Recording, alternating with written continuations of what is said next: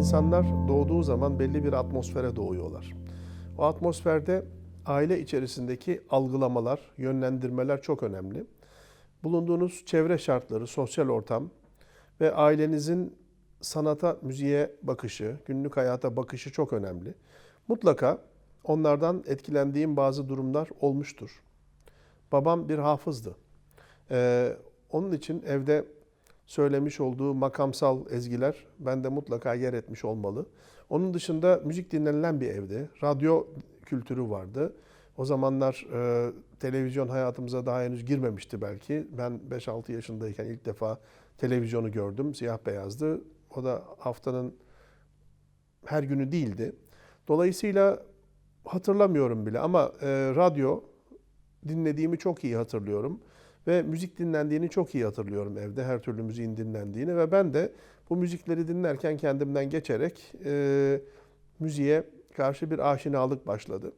Fakat şunu söylemeliyim sizlere, özellikle televizyon kültürü eve girdikten sonra televizyonda o dönem çok eğitici yayınlar vardı. Günümüzün medyası maalesef bu alanda çok sabıkalı ama o zamanın Türkiye Radyo Televizyon Kurumu toplumu eğitmek için çok güzel programlar hazırlardı. Orada gördüğüm halk oyunlarını, halk oyunları müziklerini özellikle ben çok etkilenerek dinledim. Hatta bir ara halk oyunlarını televizyonda görerek onları yazdım. Yani yazdıklarım adım sayısı, figür sayısı, sağa mı dönüyorlar, sola mı dönüyorlar, atlıyorlar mı? O şekilde onların müziklerini bulduğum zaman onları ben uygulamaya başladım. Ve bende böyle bir etkisi olmuştu. Yani halk kültürü, halk müziği, halk oyunlarının televizyon kültürüyle beraber evimizin içine girmesi bende çok güzel bir etki yaratmıştı. Tabii ki radyodan dinlediğim bir takım güzel ezgiler bende daha sonra radyoya karşı çok daha fazla bir alaka uyandırdı. Sadece radyonun başına geçip bize verilen müzikler değil ama radyonun düğmesini çevirdiğiniz zaman bir sürü dünya kanallarıyla karşılaşıyorsunuz. Dünyanın çok değişik radyo istasyonlarını dinleyerek oralardan çok güzel müzikler dinlemeye başladım. Radyonun üzerinde ki eski lambalı radyolardı bunlar. Çok değişik şehirlerin ismi vardı. İstanbul, Helsinki, Hilversum, işte ne bileyim Atina, Berlin gibi.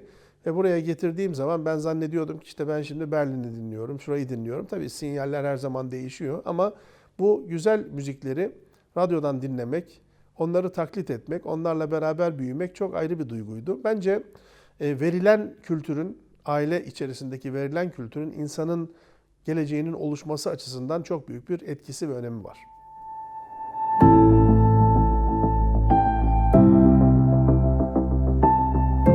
Benim müziğe karşı çok ilgili olduğumu gören anne babam bir gün eve bir mandolin getirmişler. Ben okuldan geldiğim zaman bu mandolini bana hediye ettiler. Ve o kadar mutlu oldum ki sevinçten havalara zıplayacak oldum.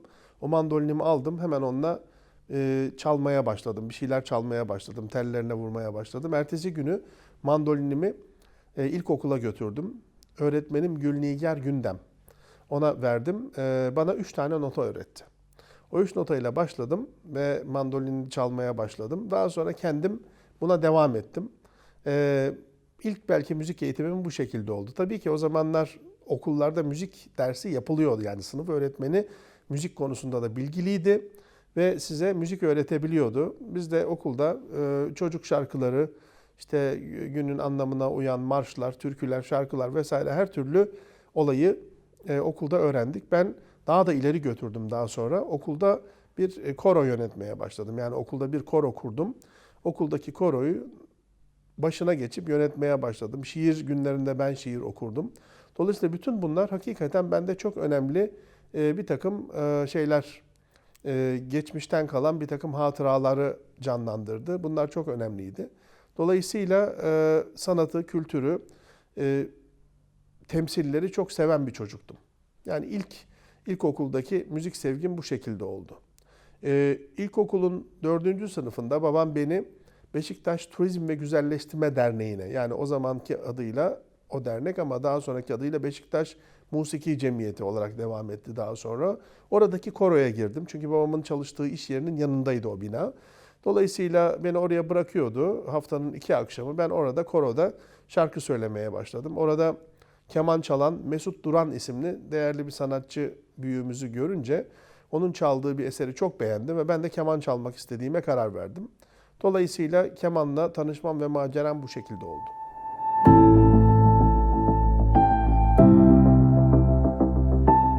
Konservatuvara girişim tabii ki ilkokulu bitirdikten hemen sonra oldu. O zaman konservatuvarlar Türkiye'de üniversitelere bağlı değildi. Daha sonra Yükseköğretim Kurumu kararıyla üniversitelere bağlandı. Bu iyi mi oldu, kötü mü oldu? Onun muhasebesini belki daha sonra yapabiliriz ama o zamanın şartları gereğince bağlanması gerekiyordu. Bizim okulumuz da İstanbul Teknik Üniversitesi'ne bağlandı. Yani ben ilk 2 sene bir konservatuvarda okudum. Daha sonra İstanbul Teknik Üniversitesi Türk Müziği Devlet Konservatuvarı olarak bu değişti. Konservatuvarı bitirdikten sonra araştırma görevlisi oldum İstanbul Teknik Üniversitesi'ne. Çünkü yurt dışına gidebilmenin tek yolu buydu. Yurt dışında ben eğitimime devam etmek istiyordum. Doktora yapmam gerekiyordu. Ve yurt dışında gittiğim zaman Kraliyet Müzik Koleji'ni bitirdim. Ve daha sonra Londra City Üniversitesi'nde ben master ve doktora yapmaya başladım. Bu benim yurt dışında okuyabilmem için gerekli olan bursun alınması sayesinde gerçekleşti. Bu da araştırma görevlisi olmamı gerektiriyordu. Dolayısıyla Türkiye'de müzik alanında yurt dışına gönderilen ilk araştırma görevlisi benim. Ve bu anlamda mecburi olarak benim akademik derece yapmam gerekti. Ben aslında düşünmüyordum bir akademisyen olmayı. Çünkü ben bir keman sanatçısıyım. Fakat kaderim böyle çizilmiş demek ki. Böyle olması gerekiyormuş. Ve ben aynı zamanda master yaparken konserlerimi vermeye tabii devam ediyordum. Yani o zamanlar ben zaten bir konser sanatçısıydım. Her yerde konserler vermeye başlamıştım. Daha sonra doktorayı yapmaya başladım. Doktora yaparken de yine konserlerime devam ettim. O benim ayrı bir dalım olarak devam etti. Hatta oradaki keman hocam kendisine bu durumları söylediğim zaman hakikaten akademisyen olmayı düşünüyor musun dedi. Dedim ki aslında düşünmüyorum ama aldığım bursun gereği bunu yapmam gerekiyor ve ben bunu iyi yapacağıma inanıyorum dedim. Ve dolayısıyla bu konularda da çalışmaya başladım. Ve hakikaten doktoramı bitirdikten sonra tekrar beni yurt dışına göndermiş olan İstanbul Teknik Üniversitesi içine dönerek konservatuvarda ilk önce araştırma görevlisi, daha sonra öğretim görevlisi, daha sonra doçent, yıllar sonra profesör olarak görev yaptım. Akademisyenlik tarafım bu şekilde devam etti. Tabii akademik düşüncenin faydaları çok farklı. Akademik düşüncenin size vermiş olduğu kazanımlar çok farklı. Akademik düşünceyle yapılmamış birçok çalışmayı farklı anlamda gözlüyorsunuz, farklı anlamda şeyler yapıyorsunuz ve kimsenin değinmediği şeyleri yapabiliyorsunuz. Bir de tabii ki bunun ne kadar yaygınlaşması gerektiğini düşündüğünüz zaman eğitim vermeye başlıyorsunuz. Üniversitenin güzel şartlarıyla da bunlar birleşince yapılabilecek bir takım hizmetleri üniversitenin içerisinde yapmaya başlayabiliyorsunuz. Bu akademisyenlik anlamında sizin büyük kazanımınız oluyor. Ve bu kazanımları siz toplumun faydasına birleştirdiğiniz zaman, kurumların da lehinde iyi işletebildiğiniz zaman ortaya güzel çalışmalar çıkıyor. Tıpkı İstanbul Teknik Üniversitesi'nde yaptığımız Müzik İleri Araştırmalar Merkezi gibi. Müzik İleri Araştırmalar Merkezi 1999'da kuruldu.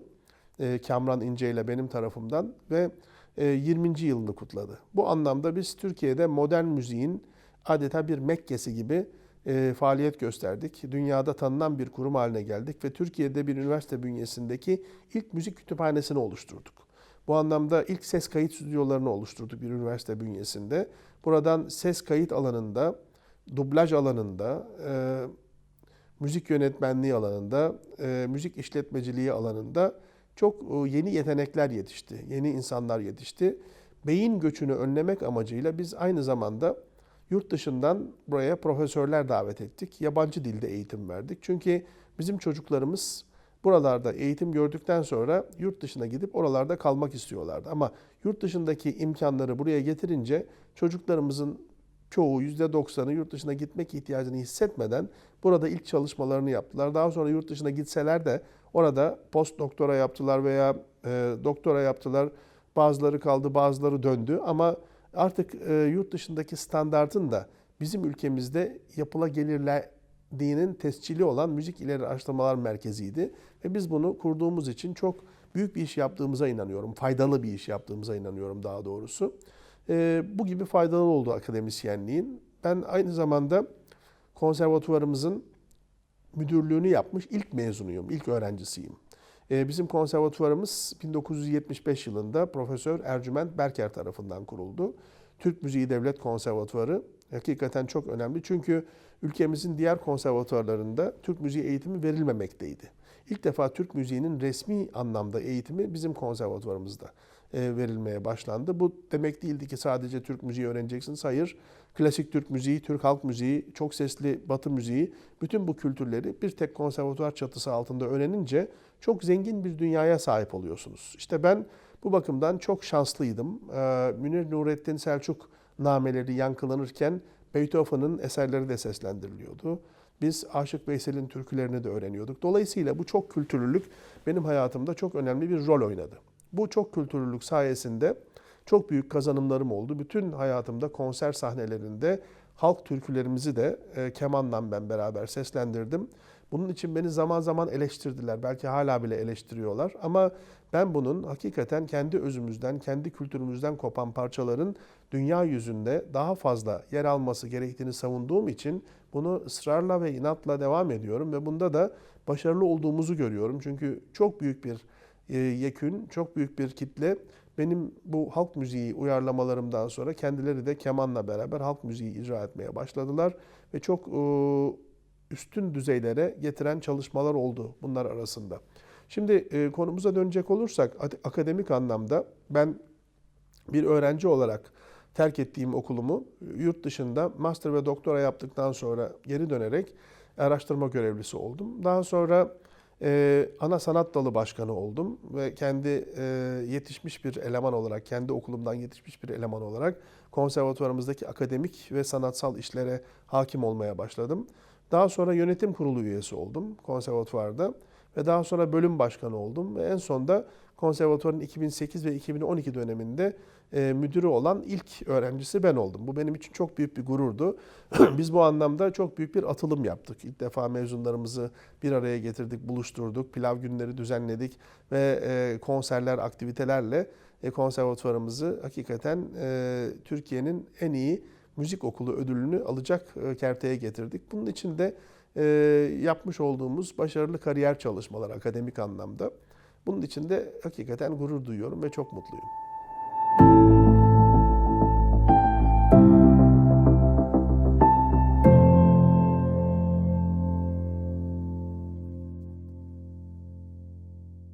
Yazmaya başlayıp da bitiremediği bir kitabı var. Onu da benim tamamlamam gerekiyor. Bastırmam gerekiyor. O da emanet olarak bende duruyor. Şimdi Ayhan Bey'in çok idealist bir yapısı vardı. Normal ders saatlerine yetinmez. Haftanın 2 günü ders vermesi gerekirken haftanın 4 günü gelir ve bizi bir atölye sistemi içerisinde değerlendirir, dinlerdi. Yani bir usta-çırak ilişkisi gerekiyor öğretmenle öğrenci arasında. Yıllar sonra ben Türkiye'de kemanı daha yaygın bir hale getirmek için, kendi seyircimizi oluşturmak için, kendi kitlemizi oluşturmak için sivil toplum anlayışıyla bu işin yapılması gerektiğine inandım. Nasıl çıktı bu fikir? Şöyle çıktı. İngiltere'den döndüm. Döndükten sonra hemen askerliğimi yaptım. O zaman askerlik böyle bugünkü gibi ucuz ve 18 günde oluşmuyordu. Hakikaten resmi bir askerlik yapıyordunuz. Ve bu askerlik esnasında eğitimlerinizi, toplumsal bazı görevlerinizi hatırlatarak sizlere bunu yapıyorlardı. Ben 16 ay askerlik yaptım yedek subay olarak. Dolayısıyla orada çok düşünme fırsatım oldu. Aslında bu bir tefekkür zamanı. Yani sizi bir yere koyuyorlar, orada düşün diyorlar. Hayatını nasıl kurgulayacaksın? Bir nevi hayat eğitimi. Orada çok düşünme zamanım oldu. Düşündüğüm zaman gördüm ki Türkiye'de neler eksik? Bizim neleri yapmamız gerekiyor? Türkiye'de eksik olan üretim zihniyetine dayalı eğitim. Çünkü ürettiğiniz zaman ancak varsınız dünyada. Türkiye 200 yıldır batılı olmaya çalışmış. Fakat batılı olmanın anahtarını yanlış yerde aramış. Taklit. Halbuki taklit yapmak yerine aynı yöntemleri kullanarak kendinizi keşfederek yeni şeyler üretmek zamanı diye düşünseydik belki bugün çok büyük bir teknolojik devrime sahip olabilirdik. İşte bunun dönüştürülmesi gerekiyordu. Ben müzik alanında bunu şu anlamda yapmam gerektiğini hissettim. Hiçbir sistemi taklit etmeyerek Türkiye'nin ihtiyaçlarından doğan bir müzik hareketi. Ben bu anlamda Askerden döndükten sonra tabii ki konserler vermeye hızla başladım. Ankara, İstanbul, İzmir, üç büyük kentimiz. Düşündüm ya bunun niye ötesi yok? Niye sadece bir üçgen içinde dönüp dolaşıyoruz? Hiç mi Bursa yok, hiç mi Mersin yok, Anadolu yok mu? Kayseri, Konya yok mu? Yani buralarda müzikal faaliyetler yapılmıyor mu? Samsun'a gittim. Samsun'dan bir teklif gelmişti. Ne bileyim Van'a gittim. Kars'a gittim. Mersin'e gittim. Kayseri, Konya'ya çok değişik yerlere gittim. Ve burada gördüm ki iç acısı, içler acısı Türkiye'deki eğitim. Çünkü her şey ezbere dayalı. Bir takım şeyler yapılıyor. Konser sanatçıları belki buralara konser için geliyorlar ama bunlar oradaki seyircilerin ağzına bir parmak bal çalmak için yapılmış olan şeyler. Halbuki bizim orada konser vermekten öte eğitim faaliyetleri yapmamız gerekiyor. Dolayısıyla ben özellikle her gittiğim yerde de şart koştum. Konseri yaptıktan sonra birkaç gün daha kalacağım. Orada yetenekli gençleri bulacağım. Hocalarla tanışacağım ve orada bir eğitim yumağı, eğitim çekirdeği kuracağım. Bu şekilde bir çalışmayla ben oldukça önemli yerleri gezdim ve burada yetenekli gençleri tanıdım. Yetenekli hocaları tanıdım. Onları bir network şeklinde birbirine bağladım ve Cihat Aşkın ve Küçük Arkadaşları diye bir proje kurdum. Bunu aslında kendi İstanbul'da kurmak istemiştim. Kendi okulumda kurmak istemiştim. O zamanın yöneticileri dediler ki böyle bir kurs bizim okulumuz için çok basit kalır. Biz bir okuluz, ciddi bir okuluz. Kurslar ciddi değildir. Dolayısıyla bunu böyle bir yerde yapamazsın dediler. Ben anlamadım bunu tabii. Yani ne demek bu gayri ciddi olmak ama o zaman Bursa Uludağ Üniversitesi'nden bir teklif gelmişti bana danışman olarak. Her ay gelir misin? Bir şartla gelirim dedim. Benim bir projem var. Cihat Aşkın ve Küçük Arkadaşları. Bu projeyi uygularsam ancak gelirim dedim. Kabul ettiler sağ olsunlar. Ve Sayın Koral Çalgan ve İsmail Göğüş'ün daveti sayesinde ben Bursa'ya gittim ve orada bu çalışmalara başladım. Ve biz çok kısa zamanda çok büyük başarılar elde ettik. Çünkü bir atölye sistemi geliştirdik. Yani usta çırak sistemini biz tekrar gündeme getirdik. Çünkü Türkiye'de şu anda belki yapılmayan şey usta çırak sisteminin üniversitelerden uzaklaştırılmış olması. Bu hoca ile öğrenci arasındaki bireysel ya da daha yakın ilişkiyi yok ediyor. Sadece sizleri büyük kitleler halinde görüyor. Bu kitleler halinde gördüğü zaman sizler bir takım bilgiler alıyorsunuz ama onları kullanamadıktan sonra sadece teorik bilgilerle dolu oluyorsunuz. Uygulama alanı kalmıyor. Uygulama alanında size öğretecek birileri lazım. Yani bizim eski geleneklerimiz var. Şimdi bakın bizim eski geleneklerimiz derken ahilikte de böyle bir gelenek var. Usta çırak geleneği var. Aynı şekilde Almanya'ya baktığınız zaman Almanya'da da usta çırak var. Fransa'da da, İtalya'da da, İngiltere'de de usta. Yani Avrupa'da da var bu sistem. Yani biz sadece son dönemde, son belki 20-25 yıldır bir Bologna sürecinin getirmiş olduğu bir takım takıntılara bağlı kalarak üniversitelerimizde bazı değişiklikler yapmak ihtiyacını hissetmiş olabiliriz. Ama baktığınız zaman yüzlerce yıllık geleneksel sistemleri heba edercesine yepyeni bir sistemin içine girmeniz ve orada bu sistemi de gereği gibi işletememeniz büyük bir yıkıma sebep olmuştur diye düşünüyorum. Yani usta çırak sistemi, sanatta usta çırak sisteminin olmazsa olmaz durumu vardır bence. Çünkü siz bir öğrenciyi aldığınız zaman o öğrenci nasıl davranılacağını, nasıl çalışılacağını, çalışma sisteminin ne olduğunu, dikkat edilecek hususların ne olduğunu derslerde öğrenmiyor, kredilerle öğrenmiyor. Ancak gözlemleyerek öğreniyor. Ustasından gözlemliyor ya da sınıfta, atölyede var olan diğer arkadaşlarından öğreniyor bunları. Dolayısıyla bu bir üretime dayalı teknik.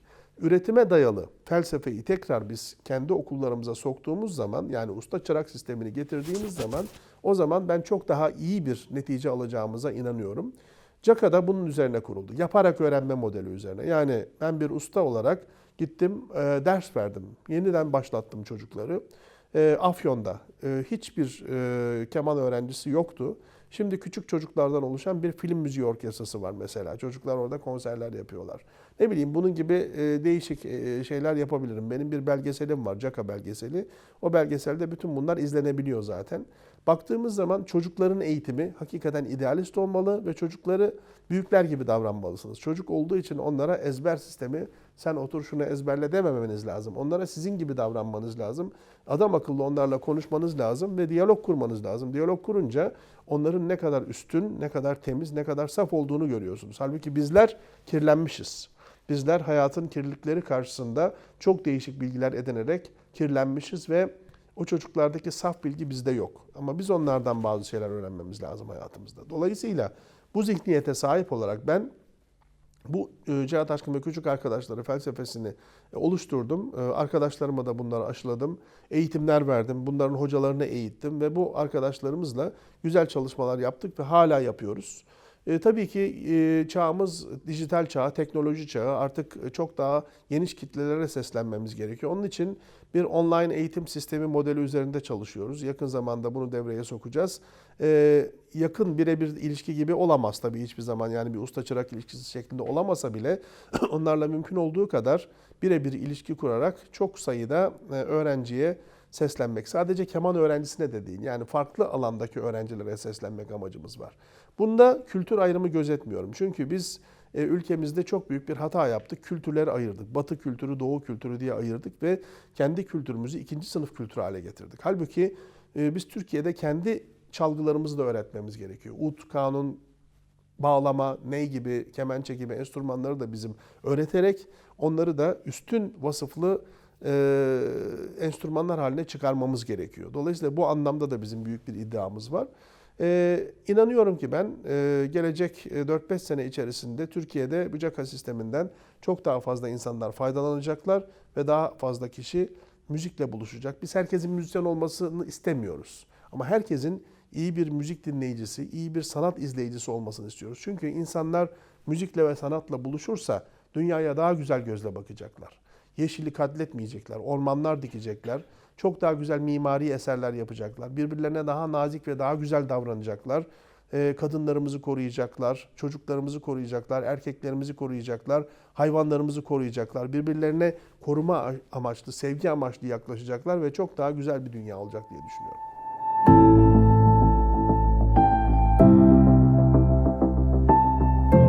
Her sanatçının mutlaka ideal bir bakışı olabilir ama sanatçı olarak bize gösterilen kişilerin belki defoları da olabilir. Yani insan her yerde aynı zaten. İnsanın hani sanatçılar iyidir, sanatçı olmayanlar kötüdür diye bir ayrım yapmamız mümkün değil. Bizim iddiamız sanatın iyiye, doğruya ve güzele götürmesi gerektiği. Çünkü sanat bir idealler bütünü. Sanat bir Tanrı'nın yaratısı.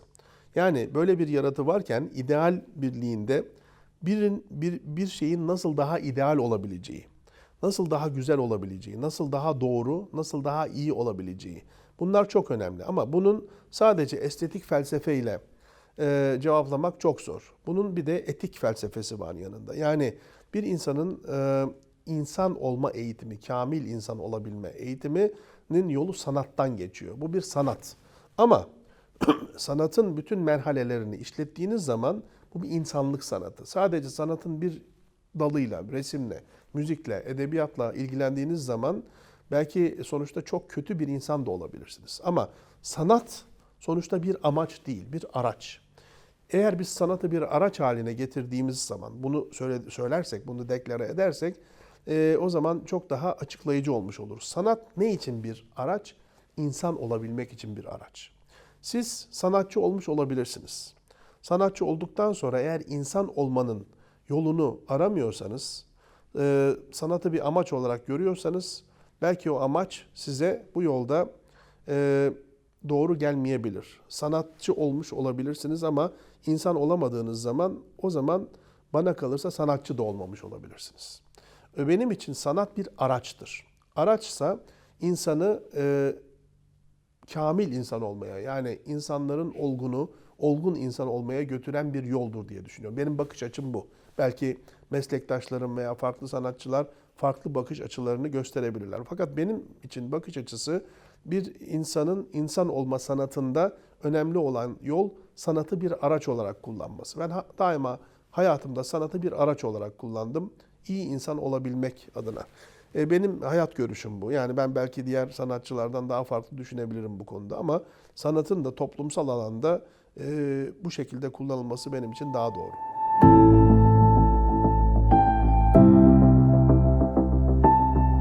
Hayatım boyunca 40 yıl boyunca 4 kıta ve 50'yi aşkın ülkede konserler verdim. Radyo, televizyon kayıtları yaptım. Yarışmalarda jüri üyesi oldum. Dersler verdim. Burada tabii ki insanların size bakışı önemli. Yani Türk müziğini siz icra ettiğiniz zaman insanlar bilebilir. Önemli olan sanatçıların dışarıya ne yansıttıkları. Çünkü ortada Türk müziği diye bir şey var ama siz onu tanıtmazsanız, kendi değerinizi, kendi zenginliğinizi ortaya koymazsanız insanlar bunu bilemez. Bizim de kendimizi tanıtabilecek, kendimizi temsil edebilecek en önemli özelliğimiz kendi kültürümüz.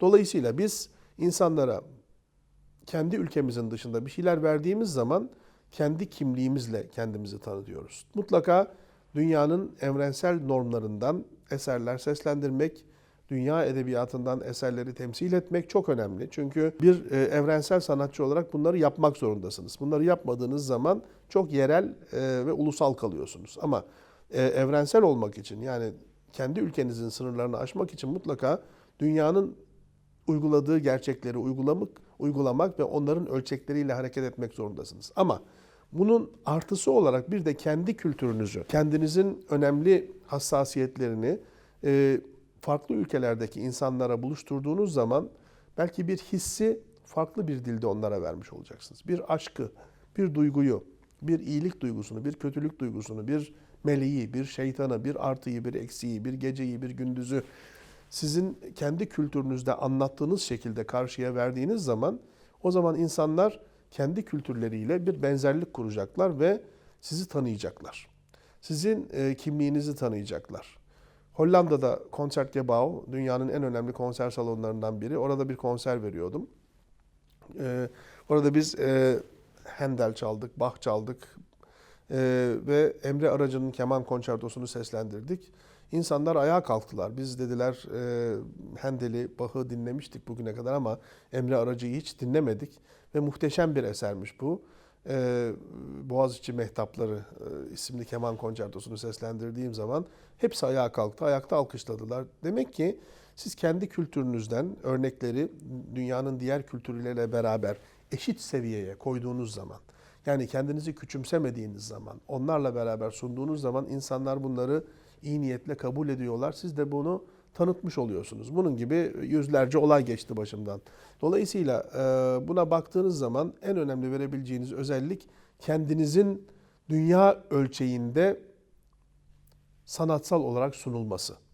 Biz kendimiz de dünya ölçeğine gelebilmemiz için dünyanın uyguladığı standartları uygulamamız lazım.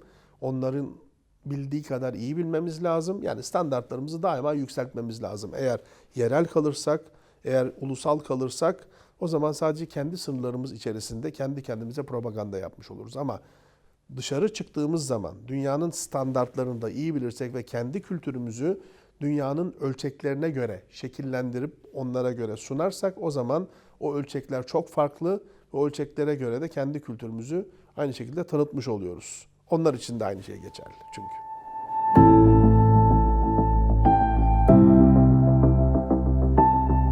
Şimdi Türkiye coğrafyası, Anadolu coğrafyası, biraz daha genişletirsek Osmanlı, Selçuklu, Doğu coğrafyasında çok önemli bir yere sahibiz bu topraklar açısından. Bunun bir etnik milliyetçilik olarak değil de kültürel toprak severlik, kültürel milliyetçilik olarak tanımlarsak o zaman bu ülkenin üzerinde yaşamış olan son 1000 yıldır değil belki 3000 yıldır daha eski yıllardan beri yaşamış olan Hititlerden başlayacak olursak bu anlamda çok büyük bir zenginliğin üzerinde oturuyoruz. Çatalhöyük'te ortaya çıkan vazolara baktığınız zaman orada iki tane figür vardır.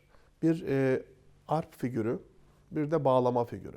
Şimdi arp yıllar yılı bir Greek lira, Yunan lirası olarak tanımlandı. Fakat Anadolu'daki bu kalıntılar ortaya çıktıktan sonra bunun aslında atasının Hitit arpı olduğu ortaya çıktı. Yani müzik tarihini değiştirecek bulgular var elimizde. Dünyadaki ilk kaval, kartal kemiğinden ve bu topraklar üzerinde bulundu. İki delikli kaval. Baktığınız zaman bu çok önemli. Vazoların üzerinde bağlama var. Aynen bugünkü şekliyle. Ve bağlamanın bir de püskülü var. Hala duruyor. Bugün Anadolu'da bir evde baktığınız zaman bağlamalarda bir püskül vardır. Bu Hititlerden gelen bir gelenek. O zaman bu bir Anadolu coğrafyasının ürünü. Bunu çok değişik milletler kullanmış olabilirler. Biz bu toprakların şu andaki sahibiyiz. Ve bu sahiplikten yola çıkarak geçmiş kültürlerin izlerini de taşıyoruz. Anadolu medeniyetleri bu anlamda çok önemli. Buraya gelmiş olan her türlü medeniyet, Türkiye Cumhuriyeti'ne kadar her türlü medeniyete sahip çıkmak durumundayız. Burada iki önemli husus var. Bu topraklarda hem yeni dünya hem eski dünya kültürü var. Mezopotamya uygarlığı bu topraklardan doğmuş. Mezopotamya uygarlığında çok büyük efsaneler, çok büyük biliyoruz bütün dinler bu doğu toprakları üzerinden ortaya çıkmışlar. Mezopotamya'nın bulunduğu yerden daha aşağıdan. Baktığımız zaman burada tabii Fırat ve Dicle çok önemli. Bütün efsanelerde bu geçiyor. Öte yandan Avrupa medeniyetinin kendi uygarlığını üzerinde kurmuş olduğu Helenistik medeniyet de bu topraklar üzerinden doğmuş. Truva'yı biliyoruz, Hektor'u biliyoruz. Bütün bu Ege bölgesi üzerinde, Yunanistan üzerinde bütün bu uygarlık ortaya çıkmış. Bu da yeni dünya kültürü. Avrupa kendi kültürünü buna dayandırmış. Şimdi biz hem yeni dünya kültürüne sahibiz toprak olarak hem de eski dünya kültürüne sahibiz. İstanbul, dünyada eşi benzeri olmayan bir kent.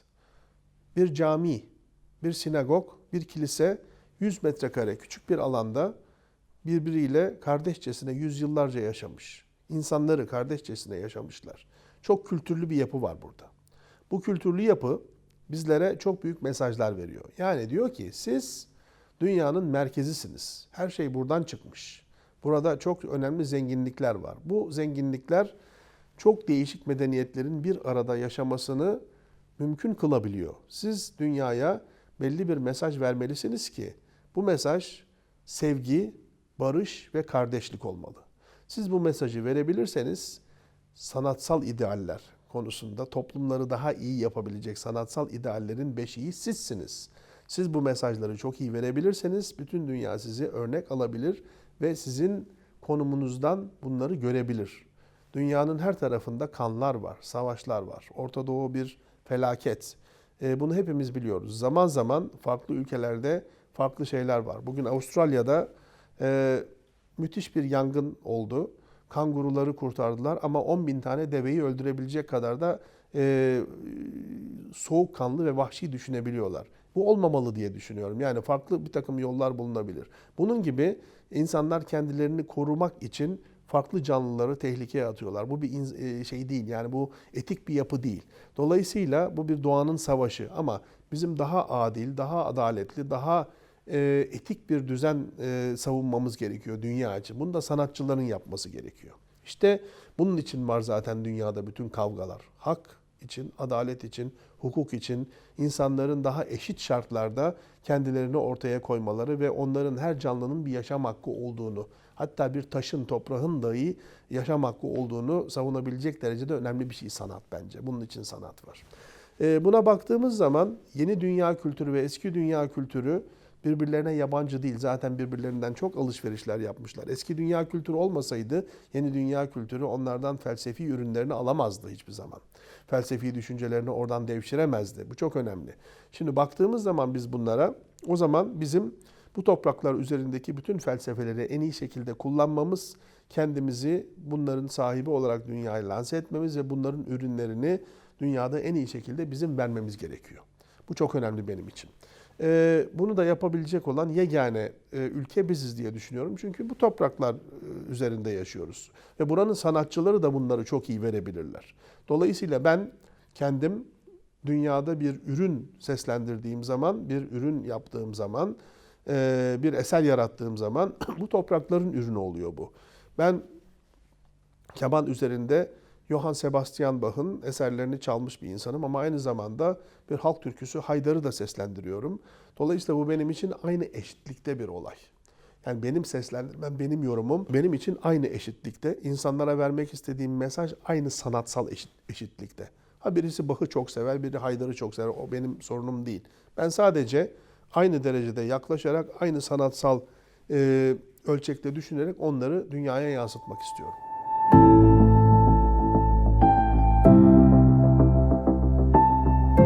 Türk müzik tarihi çok önemli kişilerle dolu.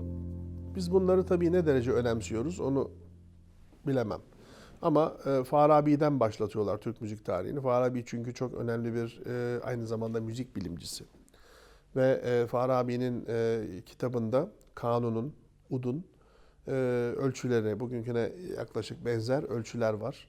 Ve bunlar aynı zamanda Pisagor teorisiyle de bağlantılı. Yani birbirlerinden o derece etki almışlar ki bu çok önemli diye düşünüyorum. Çünkü Doğu sazlarını ilk defa Farabi'de görüyoruz ölçülendirilmesini. O dönemden kalmış bir müzik eseri yok. Safiyüddin Urmevi var. Bütün bunlar hani Türk olarak söylemeyeceğim ama bu coğrafyanın yetiştirmiş olduğu belki Farsi olabilir, belki Arap olabilir o dönemlerde. Fakat bu coğrafyanın kullanmış olduğu makam sisteminin ortaya konmasını sağlayan önemli kişiler, büyük müzikologlar ve tabii ki Meragalı Abdülkadir. Meragalı Abdülkadir'in günümüze ulaşmış eserleri var. Bu eserler hakikaten çok önemli. Fakat bunlar tabii ki sözel gelenekten geliyor. Sözel gelenek Türk müziğinde önemli bir gelenek. Çünkü biraz önce bahsetmiştim belki bir hafızlık geleneği var. Hafızlık geleneğinde ezberlersiniz. O eserleri belki kafanızda binlerce eser vardır. Onlar öğrencileriniz yoluyla gelecek kuşaklara geçer. Klasik Türk müziğinde Mevlevihanelerin çok önemli yeri var. Dergahların önemli yerleri var. Mevlevihanelerde bütün bu hafızlık geleneğinden yola çıkarak birbirlerine aktarılmış sözlü yapıtlar günümüze kadar şöyle diyelim 19. yüzyıla kadar gelmişler. Ondan sonra notaya alınmaya başlamışlar. Modern notaya. Ama daha önce mesela 16. yüzyılda önemli birkaç isim var. Bir tanesi Ali Ufki. Ali Ufki aslında bir Polonyalı prens Bobowski. Fakat oradaki olaylardan dolayı işte Türkiye'ye, Osmanlı'ya geliyor. Burada yaşıyor. İsmini değiştiriyor vesaire. Ve Ali Ufki çok önemli bir müzikolog oluyor aynı zamanda. Bir bilim adamı.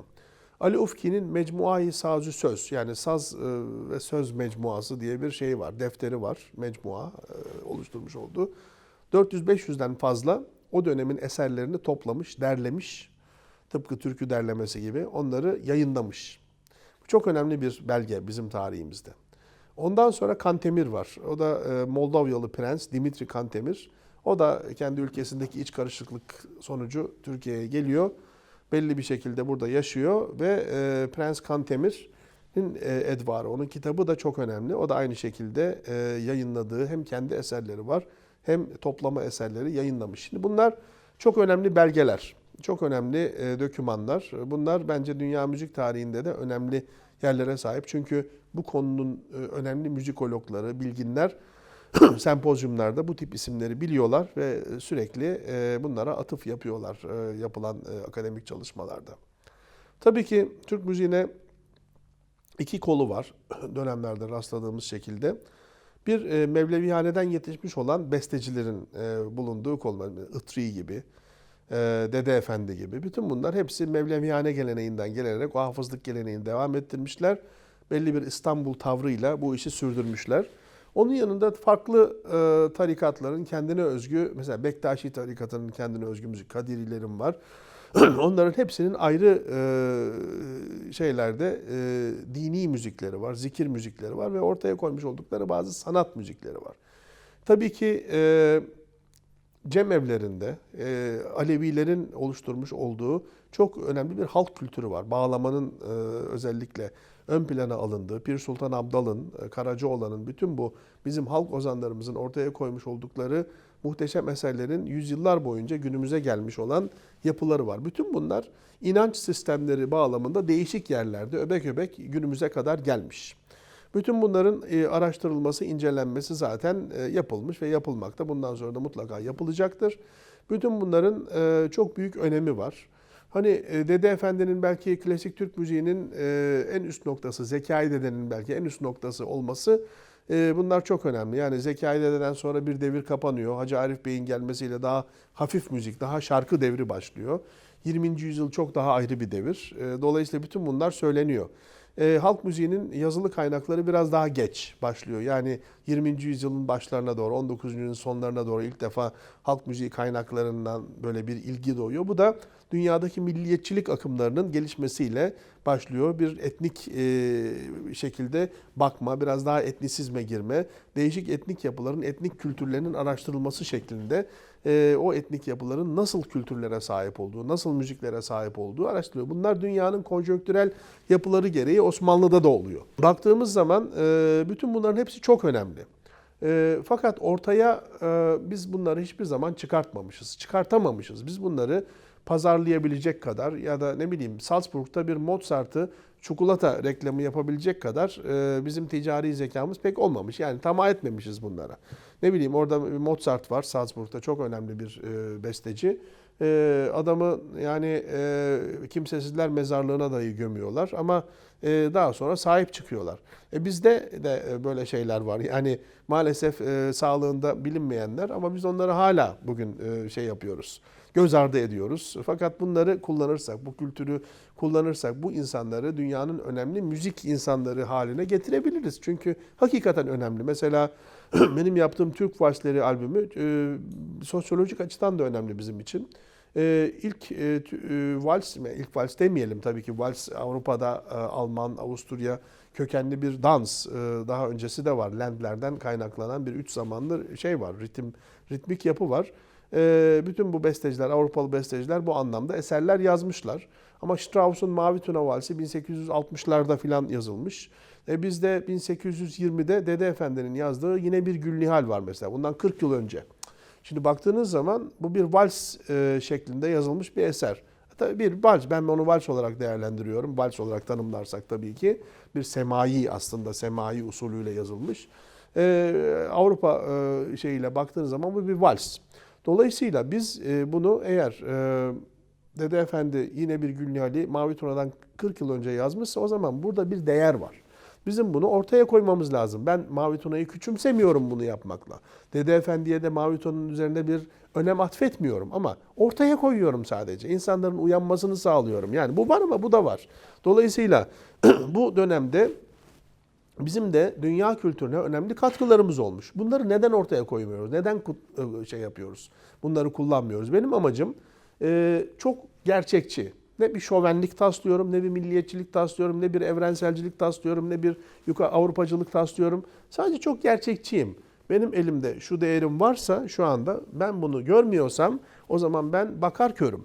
Yani benim yapmam gereken şey ortada var olan kültürü alıp bunları işlemek, değerlendirmek, kaynaklarını ortaya koymak ve bunları dünya kültür tarihine armağan etmek. Bu da masaya benim katkım diye sunmak. Ben bunu yapmaktan ibaretim. Dolayısıyla ve bütün herkesin de bu zihniyette olmasını önemsiyorum. Çünkü bunu yaptığınız zaman o zaman kendinizi ortaya koymuş oluyorsunuz. Kendinizi ifade etmiş oluyorsunuz. Bugün Türkiye'nin yurt dışında itibar kaybetmesinin en büyük sorunlarından biri de kültürel kimliksizlik. Çünkü değişik hükümetler geliyor zamanda. X geliyor, o gidiyor, başka biri geliyor. Bunların hiçbirinin bir kimlik politikası olmamış. Biz kimiz, biz neyiz? İşte kimisi diyor ki biz şuyuz, kimisi diyor biz buyuz. Yok biz bu olalım, biz bu olalım diye kültürel kimlikler arasında bir bocalama var. Halbuki siz onların hepsisiniz. Hepsini olduğu gibi göstermek zorundasınız. Onun için geniş vizyon sahibi hükümetler, geniş vizyon sahibi devlet adamları bekliyoruz biz bugün. Kendi kültürümüzü, kendi kimliğimizle dünyada var olabilmek için. Buna bizim olanak tanımamız gerekiyor. Bu şekilde biz davrandığımız zaman, kendi kültürümüzü, kendi vizyonumuzu ortaya koyduğumuz zaman bütün yönleriyle bunları ortaya koyarsak o zaman bizim hiçbir şeyden korkmamamız, kendimizi ifade ediyor oluşumuz lazım. Şimdi bir millet, bir insan diyelim, milleti bırakalım, bir insan kendini ifade ettiği takdirde ancak vardır dünyada. Bunu toplumsal olarak baktığınız zaman da, milletlere böldüğünüz zaman da bir millet kendini neyle ifade edecek? Tabii ki var olan zenginlikleriyle, kültürel kaynaklarıyla. Bunları ifade ettiği zaman kendini ortaya koyar. O millet ne kadar ekonomik sıkıntı geçirirse, ne kadar savaş sıkıntısı geçirirse bile hiçbir zaman yıkılmaz, ayakta kalır. Bakın Almanya'ya. Yani bombalandı, edildi. İkinci Dünya Savaşı'ndan yenik çıktı. Ama süper güçlerden biri oldu. Bakın Japonya'ya büyük bir teknoloji. Atom bombası attılar 2 tane. O kadar insanı öldürdüler ama 2 tane bombadan sonra bir teknolojik dev oldular. Dolayısıyla hani bizim ille de böyle büyük yıkımlar geçirmemiz gerekmiyor. Biz de çok büyük bir yıkım yaşadık ama biz silkinirken kendi değerlerimizi ortaya koymaktan çekiniyoruz gibime geliyor bana.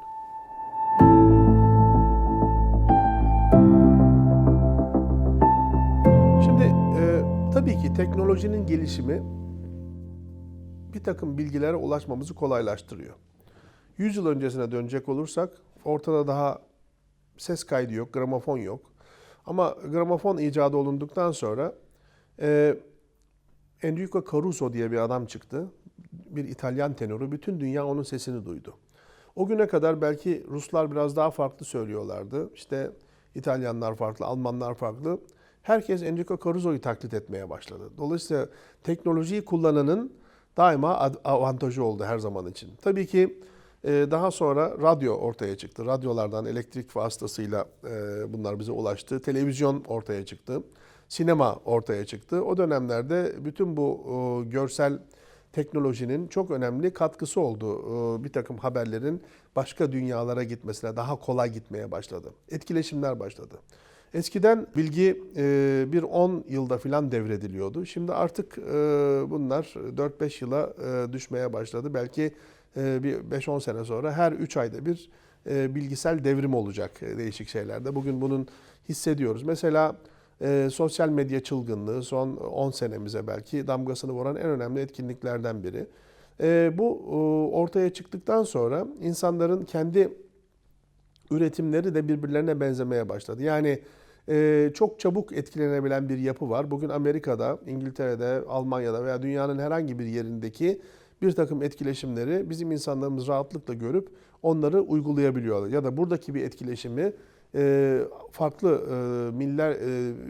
yani binlerce kilometre ötedeki insanlar görüp etkilenebiliyorlar. Birbirlerinden ilham alabiliyorlar. Bu güzel bir şey ama bunun kötü tarafı da açıkçası tek düze bir bakış açısı oldu. Yani insanlar bütün bu teknoloji sayesinde gerçekten araştırmadan, gerçekten kütüphaneye gitmeden en hazır bilgi neredeyse önüne gelen bilgiyi çok kısa bir hap gibi, draje hap gibi alarak onları kullanma peşinde oluyorlar. O tabii ki beyin tembelliğine yol açıyor. Mesela navigasyon cihazları var, müthiş. Onlara bakıyorsunuz, bir adresi yazıp kapısının önüne kadar gidebiliyorsunuz. Ama bu büyük bir kolaylık, büyük bir teknoloji. Fakat bu bizim beynimizi çalıştırmamızı da engelliyor. Mesela öyle bir alışkanlık yapıyor ki Beşiktaş'tan Eminönü'ne gitmek dahi artık insanlar navigasyon cihazına yazıyorlar. 2-3 tane alternatif yol veriyor. Trafik için yapıyoruz hepimiz daha çok bunu ama baktığınız zaman bu bir zihin tembelliği yapıyor. Halbuki siz onları çalışmış olsanız, bilseniz kendi kendinize de bir takım alternatifleri bulabileceksiniz. Yani zihni çalıştırmasını da engelleyebiliyor taklit yöntemi. Instagram müzisyenleri çıktı ortaya. Mesela 1 dakikalık bir süreniz var videoda. O 1 dakikalık süre içerisinde en çok tıklamayı kim alacak diye bir yarışma var. O yarışmaya baktığınız zaman işte kırmızı kalbi en fazla alan ya da mimiklerini, suratını çok değişik şekillere getirip de vücut hareketleriyle artık insanları cezbetmeye çalışan bir kitle oluşmaya başladı. Bu tabii ki çok içi boş bir kitle diye düşünüyorum. Biz teknolojiyi iyi kullanırsak çok verimli şeyler elde edebiliriz. Ama teknolojiyi kötü anlamda kullanırsak tabii ki bu verimsizleşir. Ama teknoloji varken bunu da kullanmak gerekiyor. Yani teknoloji tamamıyla kötüdür ya da iyidir diyemem.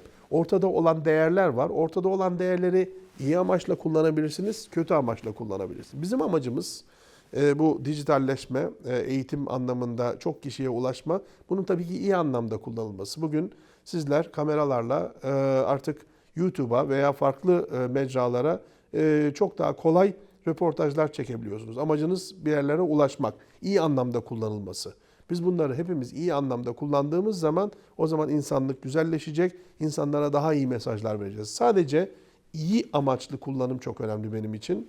Bunu da tabii ki insanların kalitesi, sanatçıların kalitesi ve hangi amaca kullandıklarının ortaya koyulması ve sürekli iyi sanatçıların uyarması, tavsiye etmeleri gerekiyor.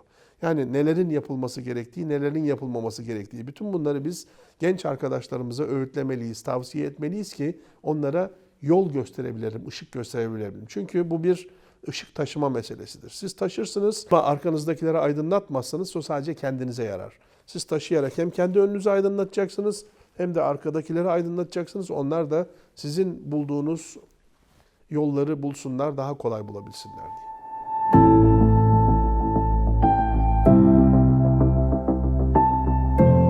Şimdi doğduğumuzdan öldüğümüz ana kadar müzik hep bizim yanımızda. Müzik hayatın ta kendisi. Çünkü müzik bir ses bilimi. Siz bir kuş sesi duyduğunuzda, trafik gürültüsü duyduğunuzda ya da doğanın sessizliğini dinlediğinizde dahi müzik bu. Çünkü müzik bir ilahi sanat. Aslında eski bilimsel tasnifte müzik bu ilahi sanatların en üstünde bir yerde. Yani geometri var, işte farklı bilim alanları var. Fakat müzikte bunun hepsi var. Hem geometri var, hem matematik var içinde, hem de mimarlık var, hem de ses bilimi var. Bütün bunları bir de estetik felsefe var tabii. Bütün bunları bir araya getirdiğiniz zaman müziğin ne derece önemli olduğunu hissediyoruz, görüyoruz. Tabii ki müzik bir bilim olduğuna göre bunu bilimini yapan insanlar bunu en iyi şekilde yapar. Müzik bir sanat olduğuna göre aynı zamanda bunu sanatsal olarak hisseden, estetik anlamda bunları en iyi seviyeye çıkaran insanlar bunu yapmaya devam ederler. Ama bu demek değil ki kimse müzik yapmasın onlar dışında. Bence müzik çok önemli. Çünkü müzik bizim içimizde var zaten. Yani her insanın içinde bir poetik öge var. Poetik öge insanın ruhunu harekete geçiren, onun kimliğini ifade etmesine yarayan bir öge. Otobüs durağında bekleyip de kolunu direğe dayayıp ıslık çalan insanın içinde de bir öge var. Ama o müzisyen değil. Ama ıslık çalıyor. Ya da inşaat işçisi duvarları boyarken bir türkü tutturmuş. Ya da tarlada ekin biçerken, orak biçerken türkü söyleyen birileri var. Bir iş yaparken, yemek yaparken türkü söyleyen, şarkı söyleyen, müzik yapan insanlar var. Şimdi baktığımız zaman bunlar niye ihtiyaç duyuyorlar buna? Çünkü o anda ruhlarını o ifadeyle bezemek istiyorlar. O ifade onları mutlu ediyor ya da hüzünlü bir anda onları söylemek istiyorlar. Yani onlar onlara eşlik ediyor, ifade ediyor. Çünkü sözle anlatamıyor. Başka türlü anlatamıyor. Bütün bunların müzisyen olduğunu göstermiyor. Ama müziğin gerekli olduğunu gösteriyor. Doğduğumuzda dinlediğimiz ninni bir müzik. Ölürken dini törenlerde her milletten kendi dini töreni var. İşte değişik dinler var dünyada. Her farklı toplumun kendine ait dini törenlerinde kullanılan ritüel müzikler var. Ölürken de gidiyorsunuz, doğarken de doğuyorsunuz. Düğünlerde, cenazelerde hep bunların şeyinde çok tezatlar söylüyorum farkındaysanız. Bütün bunlarda hep müzik var. Bunun yanında her zaman her yerde müzik var. Müziğin asıl önemlisi kalitelisi. Yani biz eğer müziği kaliteli bir anlamda yine aynı şey teknoloji hani biraz önce konuşmuştum iyisi var kötüsü var. Müzik de bir olgu. Biz bunun iyisini kalitelisini ortaya koyduğumuz zaman bunun insanlara iyi faydası var. Ama siz kötü müziği dinlettiğiniz zaman bunun insanlara çok kötü bir yanı da var. Ben bundan bahsetmek istiyorum özellikle. Kötü müzik nedir? İyi müzik nedir? Kötü müzik insanın ruhunu olduğu yerden daha kötüye götüren bir müziktir. Yani bunun tabii ki çok soyut anlatıyorum şu anda. Belli bir isim vermek istemiyorum ama onun ruhi değerini düşüren, toplumda onu daha kötü hale getiren ya da kendi durumunu depresif hale getiren, daha kötü anlatan, daha insani değerlerini düşürüp de zevkini bayağılaştıran müzikler var bugün etrafta. Bunlar kötü müziklerdir. Ama aynı duyguyu, belki depresif duyguyu ya da mutluluk duygusunu çok daha üstün düzeyde veren müzikler de vardır. Bunlar yüksek sanat müzikleridir. Bunlar bir şeyleri anlatır ve size bir ifadede bulunurlar, ifadeyi bırakırlar ve sizi daima yüksek ruhunuzu daha yükseğe çıkarmak, daha farklı bir dünyaya sizi götürmek için sizi kurtarırlar aslında.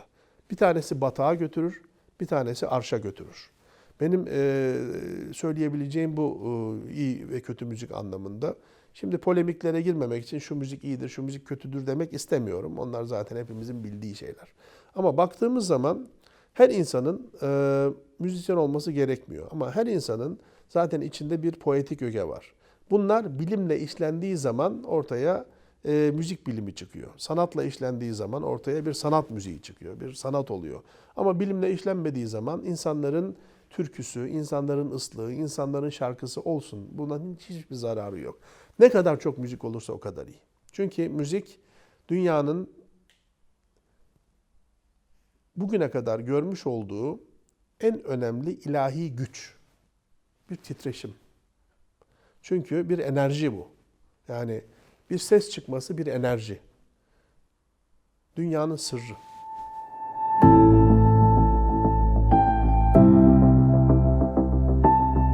Genç müzisyenlere tavsiyem şu olabilir. Daima çocuk kalmaları, daima genç kalmaları. En önemlisi bu bence. Çünkü ben hayatımda daima çocuk kalmak istedim. Çünkü çocuklar saftır, temizdir, mutludur. Çünkü sürekli yenilik ararlar. Çünkü sürekli öğrenmek isterler, yenilikleri öğrenmek isterler. Ve bu çocuklar daima taze bir merakla bazı şeyleri merak ederler.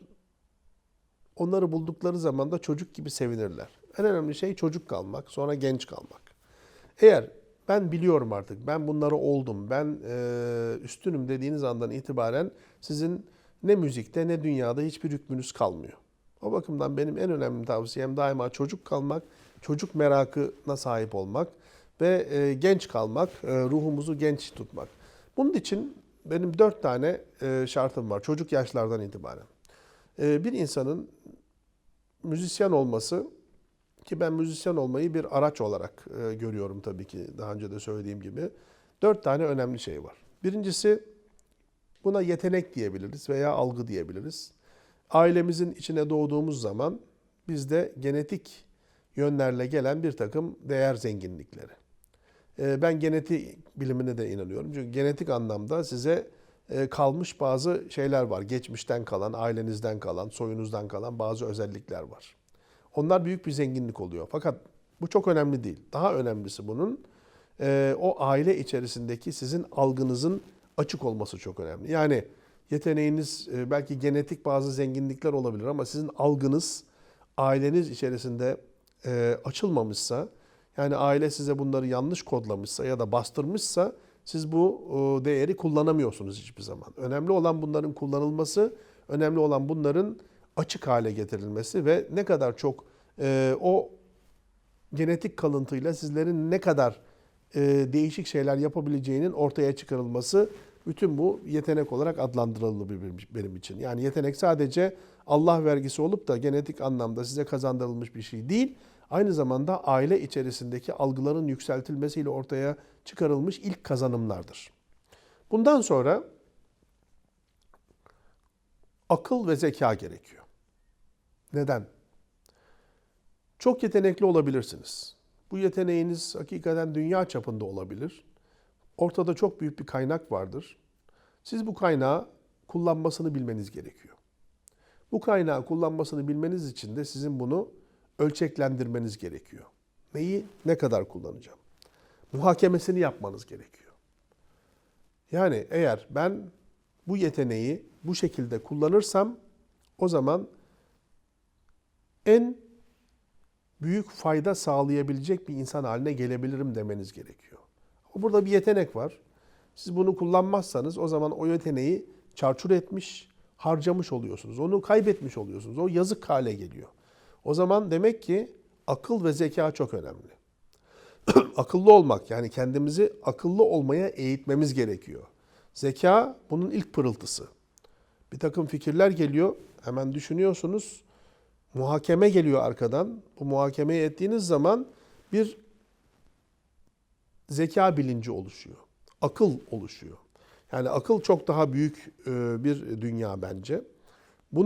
Buna sahip olmayı öğrenmek gerekiyor. Bu da yine aile içinden başlayan ve sizi yönlendirilebilecek, sizi yönlendirdikleri bir şey olabilir. Ama yanlış kodlarlarsa sizi engellerlerse bunu yapamazsınız. Ama kendiniz de bunu çevreden, ailenizden veya aile dışı çevreden veya farklı çevrelerden sorgulamak, muhakeme etmek, şüpheye düşmek, acaba böyle miydi demek. Ondan sonra bunun sağlamasını yaptıktan sonra emin olmak demek akıl olmak. Yani akıl bir güven.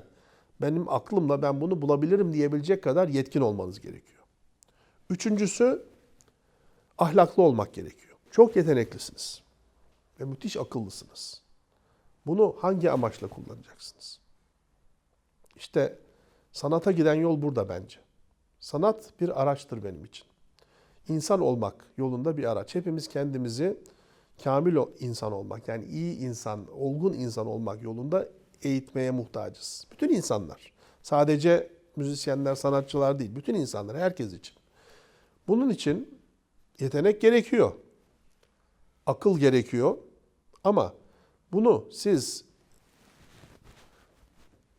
iyi insana ulaşmak yolundaki bir takım kurallarla sınırlamadıktan sonra buna ulaşmanız mümkün değil. Çünkü bunu çok kötü de kullanabilirsiniz. Elimizde bir güç var, atom. Bunu siz bomba yapıp yüz binlerce insanı öldürebilirsiniz. Ama bunu bir ilaç yapıp yüz binlerce insanı da kurtarabilirsiniz. Ya da bu ahlakı yaptığınız güzel çalışmada milyonlarca insana yayabilirsiniz. Onların da bilgilenmesini sağlayabilirsiniz. Yahut da sadece kendiniz de saklayıp sadece kendi menfaatiniz için de kullanabilirsiniz. Önemli olan burada faydayı, iyiyi, güzelliği, doğruyu yaymak ve dünyamızın çok daha güzel yaşanabilir bir hal almasını, daha iyi yere gelmesini sağlamak. Dördüncüsü çalışmak. Çalışmak en son geliyor. Çünkü neden? Elinizde yetenek var, akıl var, ahlak var. Bütün bununla siz köşenizde oturup hayatınızı geçirmeyi sürdürebilirsiniz. Çok bilgili olabilirsiniz. Çok biliyor olabilirsiniz. Ama o bilgi sadece size yarıyorsa o zaman hiçbir işe yaramıyor demektir. O bilgiyi ne kadar çok paylaşıp insanlara ulaştırırsanız o kadar çok bilginiz katlanacak, faydalı olacaksınız. Bu da çalışmakla oluyor. Sistematik çalışmak. Yani şöyle bir şey bu. Sabah kalkıyorsunuz, kendi bedeninize borçlarınız var. Belli bir ritmik, sistematik içerisinde hayatınızı idame ettirebiliyorsunuz. Her gün yürüyorsunuz, her gün işe gidiyorsunuz, her gün çalışıyorsunuz, her gün yapmanız gereken işler var. Bir bedeniniz var. Beden nasıl rutinse, kan dolaşımı nasıl rutinse, gece gündüz nasıl rutinse, dünyanın değerleri nasıl rutinse, dünya güneşin etrafında nasıl rutin dönüyorsa bunlar hep matematik işlemler. Sizin de belli bir ömür çerçevesinde bu rutinleri devam etmeniz ve sürekli çalıştırmanız gerekiyor. İşte yapmanız gereken işlemleri de çalışmakla yapıyorsunuz. Ben bir keman sanatçısıyım. Keman sanatçısı olmak için her gün şu parmaklarımı çalıştırmam gerekiyor. Ben bunu yapmadığım zaman tembel bir insan haline gelirim. Ben bunu kendime reva göremem. Çünkü bu benim kendime bir saygım. Her gün bunları çalıştırmak zorundayım ki sanatımı bunlar sayesinde yapıyorum ve iyi olayım. Sanatımda daha iyi olayım, kendi kendimi geçeyim, kendi kendimi aşayım, daha iyi yerlere geleyim ve insanlığa, topluma faydalı olabileyim dürtüsü var. Onun için 4 tane temel öge. Yetenek, akıl, ahlak ve çalışmak.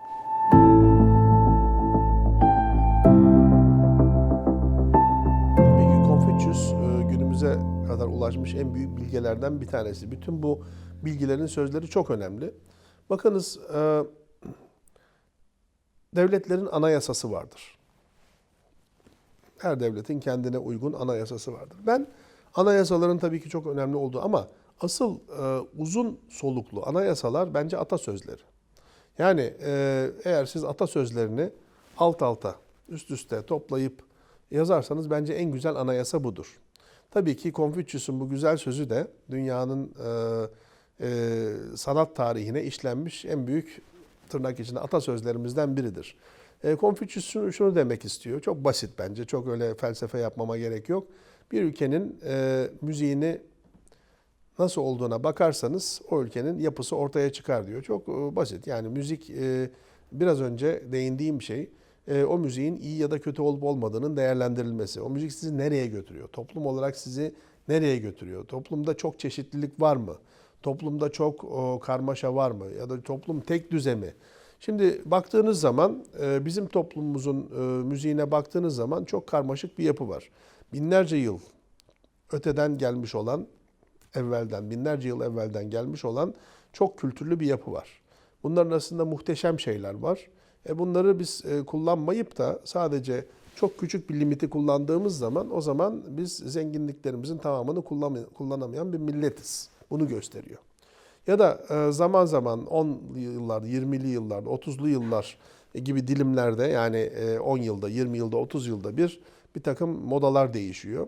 İşte popüler müziğin etkisinde kalıyoruz. Kimi zaman filanca müzik akımı çıkıyor. O müzik akımı ortaya koyuyor ki bizim sadece o müzik akımımız var, başka bir şey yok. O zaman biz kendimiz olmaya özenen değil, daha farklı bir topluma doğru gidiyoruz. Mesela arabesk müzik, hani koyalım tartışmayı. Arabesk müzik sosyolojik bir olgudur. Ben arabesk müziği dışlayan bir insan değilim. Çünkü arabesk müzik günümüzün şartlarında diyelim 70'lerde oluşan köyden kente göçen insanların dinlediği, oluşturduğu ve kendi ihtiyaçlarını hissettiği müzik. Bu da neden çıktı? Çünkü TRT yasakladı her şeyi. Yasakladığınız zaman, bir şeyi yasakladığınız zaman toplum onu kendi geliştiremez. Farklı yerlerden patlar, delikler açılır ve farklı bir şeyler oluştu. Demek ki bir şeyleri yasaklamamak gerekiyor toplumda.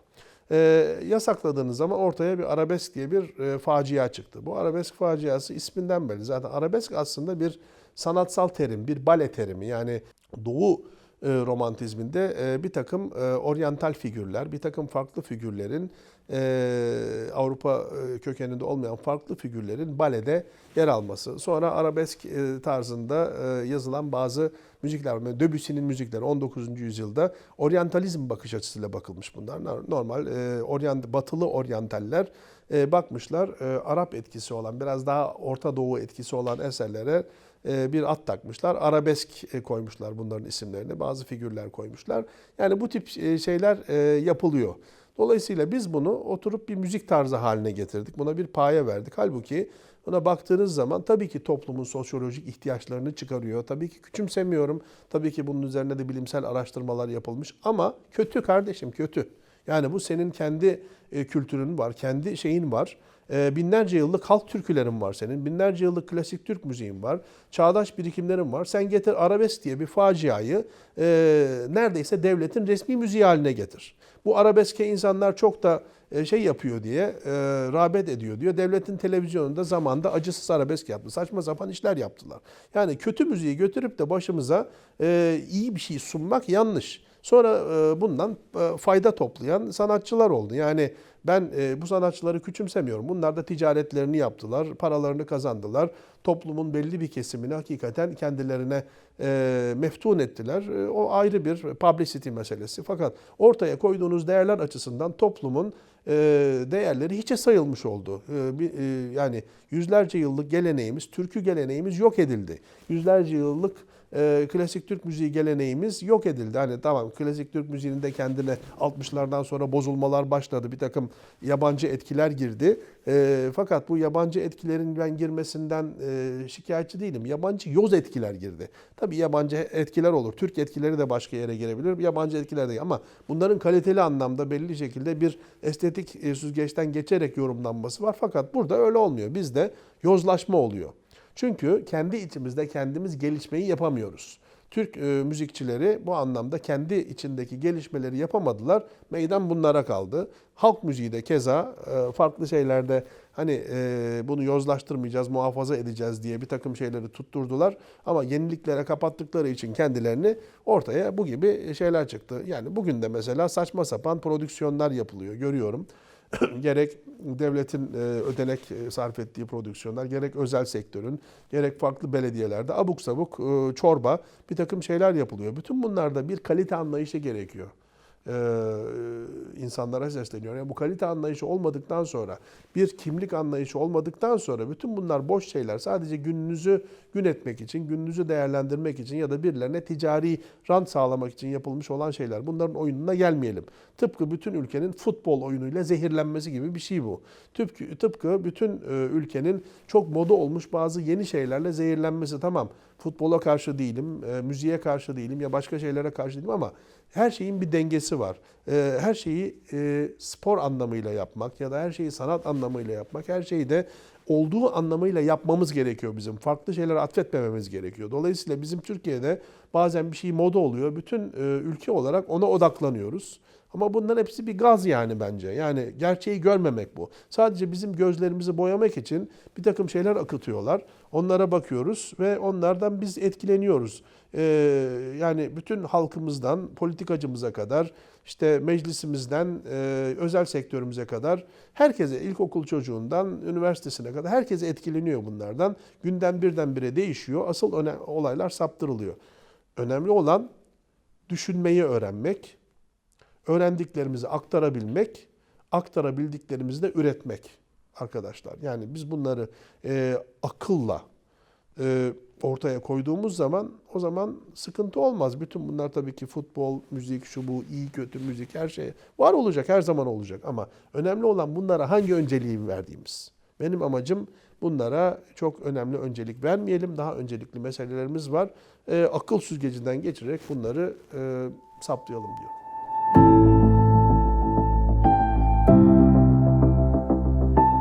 Cihat Aşkın neleri sever? Her dönemimde bu değişiyor aslında. Çünkü şu anda zevkim belki bir 10 sene önceki zevkim gibi değil. 15 sene önce farklı şeyleri düşünüyordum. Belki 5 sene önce daha farklı şeyleri düşünüyorum. Bu hayat yolunda çok farklı bir yolculuğun getirisi. Ama şöyle düşünelim. Çocukluktan itibaren yaptığınız şeylerin bir kalıntıları kalıyor. Yani kitap okumayı çok seven bir insanım her şeyden önce. Ne tür kitapları severim? Tabii ki edebi kitapları çok severim. Roman, şiir kitaplarını severim, hikaye kitaplarını severim ama bunun yanında tarih kitaplarını da çok sevdim daima. Bilim kurgu bana hiçbir zaman sıcak gelmedi. Okumuş olduğum şeyler var fakat heyecanlı bulmadım onları. Ne bileyim vakit geçirmek amacıyla polisiye romanlar da okurdum ama özellikle sevdiğim şeyler tarihi kişilikler, edebi kitaplar, romanlar ve öyküler, şiir kitapları. Bunları çok sevdim. Dolayısıyla rehber kitaplar da okudum. Yani farklı konularda bilgi almak için her türlü kitabı okudum. Bu özellikle benim en çok sevdiğim şey kitap okumak. Çünkü bir kitap açınca çok farklı deneyimler kazanıyorsunuz. Farklı şeyler öğreniyorsunuz. Çünkü hayal dünyanız genişliyor. Yani o bir film değil, bir tiyatro değil. Orada çok daha özgürsünüz kitap okurken. Bir sembol var. Alfabe yazıları size geliyor sembol olarak. Sizin zihninizde renkli bir sinema dünyası kurguluyor. Sinemayı tabii çok severim ben ama ben yani sinemayı ben güncel filmleri izlemek için çok sevmiyorum. Yani sinema tekniğine falan çok böyle bakmıyorum ama asıl önemlisi sanatsal açıdan bana ilham veren bir takım filmler. Ben tarihe de çok meraklı olduğum için özellikle sinemanın çıkış tarihini Lumiere'den itibaren kronolojik sırayla birçok filmi izledim. Tabii benim için Orson Welles, Yurttaş Kane, Citizen Kane filmi çok eşsiz bir şeydi, çekimdi. Mesela Hitchcock filmlerini de çok severdim. Bazıları mesela özellikle tek kamerayla çekilmiş Hitchcock filmleri. Onun 90 dakika boyunca tek kameranın kullanıldığı İp diye bir film vardır. O mesela bana çok ilginç gelmişti sinema tekniğini anlamak açısından. Ne bileyim Tarkovski'nin bazı ışık tekniklerine bakıyorum. Eisenstein'ın eski tekniklerine bakıyorum. Ondan sonra onlar ışığı nasıl kullanmışlar, sahneleri nasıl kullanmışlar. Benim bunlar ilgimi çekiyor yani bir eseri şey yaparken. Sinemanın konusunda işte ne bileyim Ben-Hur şunu yaptı, Spartaküs bunu yaptı diye şey yapmıyorum ben. Ama oradaki görkemi nasıl kullandı ya da Spartaküs'ün o asaleti nasıldı? Onun yüzündeki şey nasıldı? Ne bileyim o ifade nasıldı diye bakıyorum çoğu zaman. Tabii ki tarihi filmleri severken bizim Türk film tarihine de özellikle çok ilgilenirim. Oradaki eski filmlerin, özellikle eski filmlerde çok güzel müzik sahneleri vardır. Mesela Münir Nurettin Selçuk, oralarda güzel konser sahneleri vardır. Ne bileyim, bu tip şeyler günümüzde çok fazla yok tabii. O dönemin kültürüne göre bir takım İstanbul'un kültürel özelliklerini görüyorsunuz. Yani Türkiye'nin kültürel özelliklerini görüyorsunuz. Dünya sinemasından örneklerde de çok ilgilendiğim İran, Japon, İsveç sinemaları falan var. İtalyan sinemaları var. Dolayısıyla sinemayı ayrı bir tutku olarak severim. Benim en sevdiğim taraflarımdan biri de ben çok iyi bir radyo dinleyicisiyimdir. Küçüklükten beri ben radyo dinlemeyi çok severdim. Zaten röportajımızın başında bunu söylemiştim ama öğrencilik yıllarımda İngiltere'ye falan gittiğim zaman da en iyi radyoyu alarak o radyo benim yanı başımda daima durdu.